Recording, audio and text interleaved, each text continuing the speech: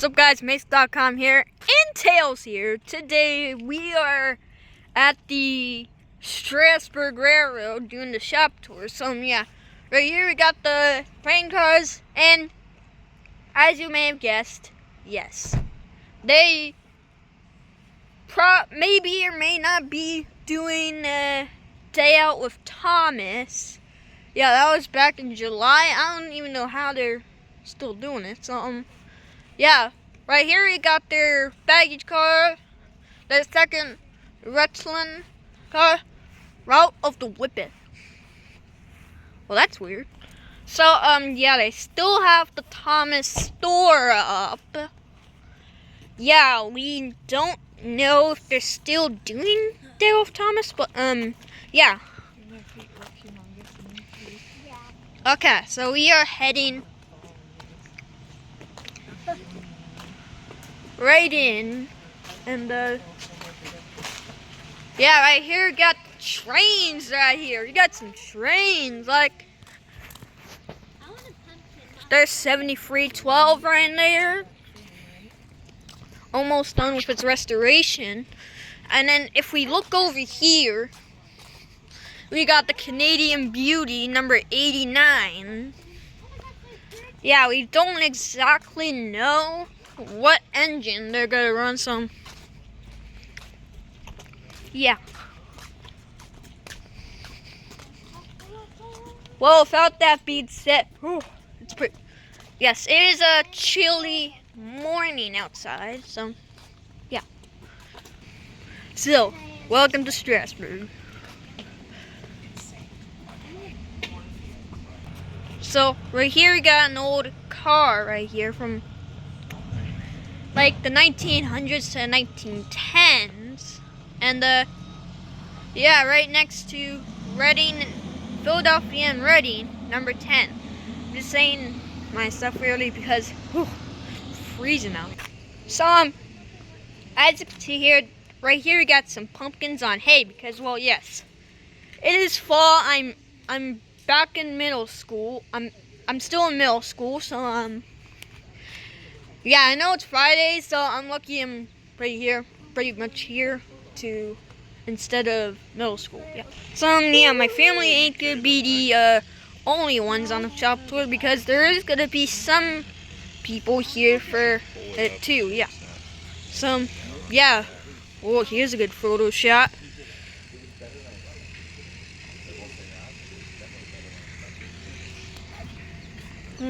It's not even.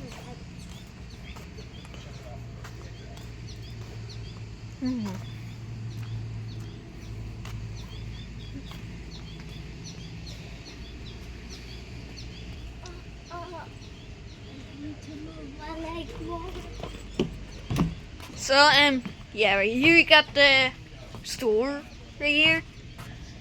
Yes, it is filled with, as you may have guessed, Thomas stuff. Which, guess what? They painted Brooklyn Eastern District Terminal 15, same as Thomas right over here. Yes, they have their own attraction. Thomas attractions are not the only one, because right here we got some cranky cars. The puffer belly engine is right over here. So yeah, right here is pretty much of a good Photoshop of Philadelphia and Reading, number 10.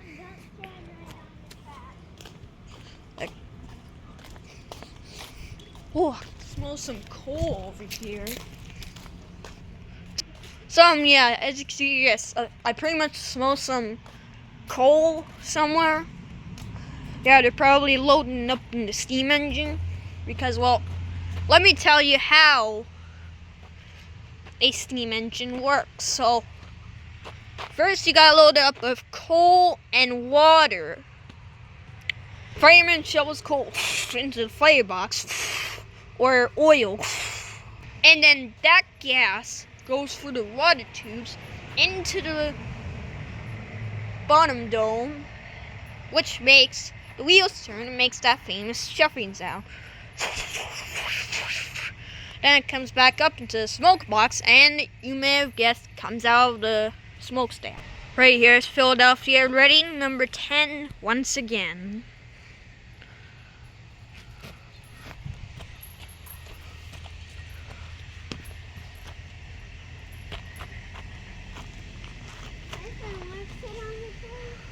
Sure thing. As you can see, they're just getting a bit of gravel on my shoe. Okay. So, yeah. If we go up here,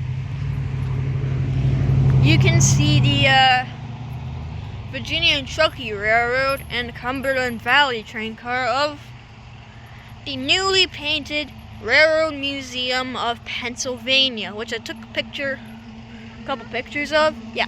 So, yeah, I'm currently on the swings waiting for the shop tour to start. So, yeah, so pretty cool about the benches here. They are made out of railroad wheels. Yeah. And as you can see here, yes, right here to right number 10 is the puffer belly train tracks, which lead to that little trestle right over there and into the shop.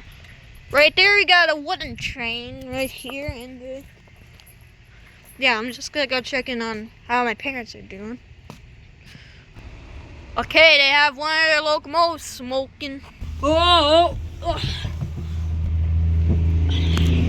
at least I didn't get my pants wet from that rain puddle, but yeah, I'm going to check what Mom and Dad are doing. All right, all 10, wonderful. Okay, any questions you have, please ask. Just to let you know, we are also firing up Thomas today, so it's a little smoky in there. It's just like in the steam days, the environment is harsh. So if any of you are getting overwhelmed with the smoke, let me know, just raise your hand or come tell me, and I'll take you outside, okay? Because it is just like in the steam days. So what we'll do is we'll go into the engine house, grab you guys some safety glasses, and we'll go from there. All right, follow me. Okay.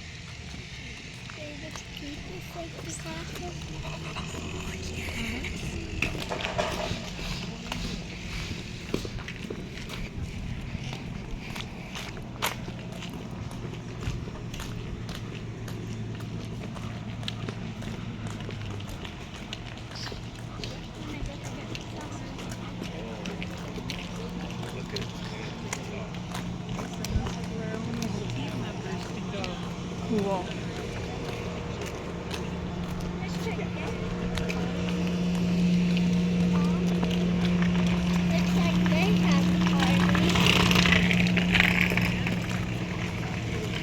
Look at all these train parts. So yeah, they are gonna fire up Thomas. And there's some, yeah, let's. Hey, no, wait, there's Long Island Green there. I have these right here. Take one of these and keep the smoke under control as much as you can. Yeah, just go real light. 5 was already hot yesterday, so we can get it ready to them. Got it for the day. The name stuck with them, Hostler. So that name still exists to this day. So, without further ado, everything is designed to trip you. There's a lip right here. Watch this lip. I'm going to cross right over here.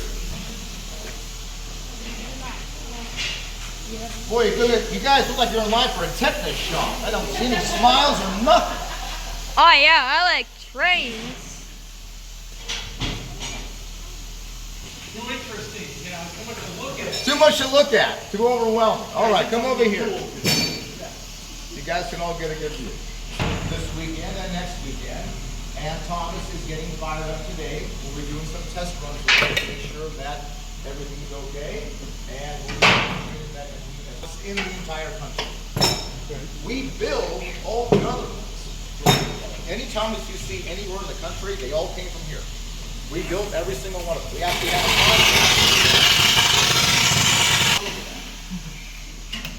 He is our fireman today and our Hostler of record, and he is the one that's going to be firing up this engine and hostling the engine. Thanks, Gabe.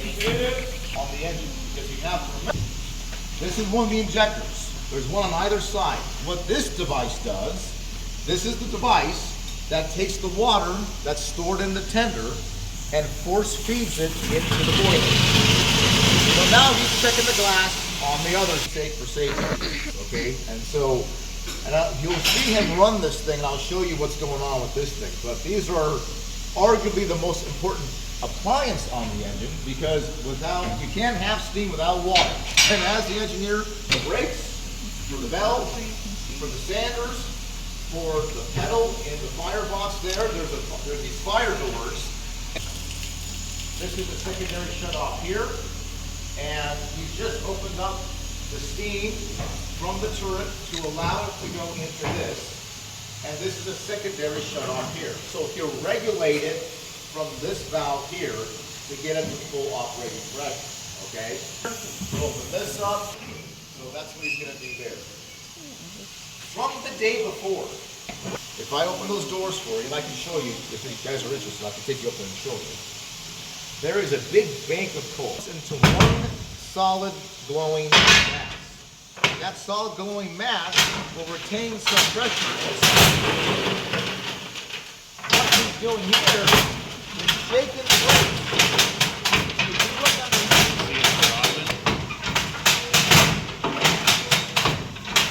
see all the dead ash going into the hoppers here? From that bank that's thrown in the back there, okay? So what Gabe is doing, he's getting rid of all that dead ash as much as he can, and then just work with the bank that's in there.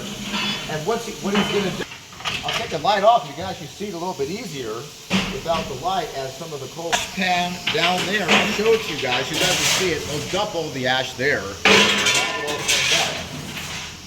So as you spread out, coal's thrown on top, it'll start to light off of that glowing ember. Thin, level, even fire. You don't want any big piles here or big lumps anywhere. You want it nice and level and even. That gives you even per square inch, okay? Overnight, it won't hold that much pressure, generally speaking. You don't need it. These engines need a... But anyway, all right, so back to the hospital. What are you going to do after this? Gonna start going around on the crank pin. The crank thing. And then also service the air pump on the seat. Great. All right. So, as he's doing not that much mileage here, so the ornament, that's how they're attached to the wheels. They're called crank pins. This is called the main crank pin. The reason why it's called the main is because the main rod is coming off of it that's connected to the piston. So if you're looking at it, you can see it is coming right here. And then, as it's pushing on this main crank pin, the side rods allow that power to be transferred. Most steam engines have a bigger version of this button head fitting. This is a grease fitting right here. It's a button head. Most railroads use what's called Allemite grease with an Allemite gun. There's a big Allemite button head, about 3 times the size of that would usually be here. And it's not as effective as this. What this uses a plunger system. In here is a reservoir. So Gabe is taking the cap off, he's checking that the reservoir is full of oil, and he's putting the cap back on. Inside each one of these is a seat and a plunger. And it works off centrifugal force. As the wheel rotates, that plunger will lift off the seat. If you're looking at this as a clock, and this is the 12 o'clock position, it will lift off about 3 o'clock and seat about 9 o'clock. The more it turns, the more it lifts, the more it lifts, the more oil goes in. And they're adjusted. So 2, 3, 4, and then 1, 2, 3, 4 on the other side. There's also, they all take an oil called PB&J, and no, it's not peanut butter and jelly. Yes, sir. Okay, how do you know if it's low on oil? Does it squeak or He's what? looking at it. No, I'm talking about, like the adjustment. How does he make the establish that the next day it's out of oil, so you know they're using too much? Or? No, so basically what we do is we'll check these throughout the day to see how it's draining. Okay. The other thing that we do, if it's squeaking, that thing's probably going to be on fire. Okay. If it does have oil,